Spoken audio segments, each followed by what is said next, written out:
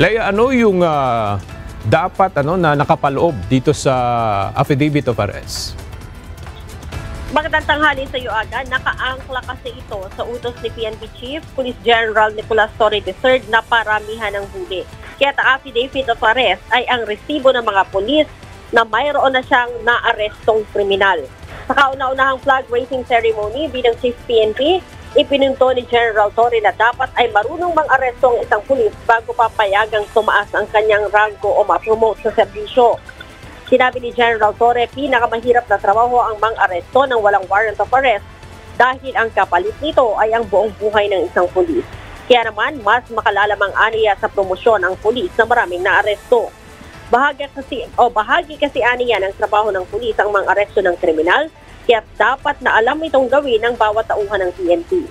Nauna na agang ipinag-utos ni Pangulong Ferdinand Marcos Jr. sa PNP ang kaligtasan ng publiko bilang tugon. Sinabi ni General Torre na magagawa lamang ito kung aalisin ang mga kriminal sa lansangan at sa pamagitan niyan ng pag-aresto.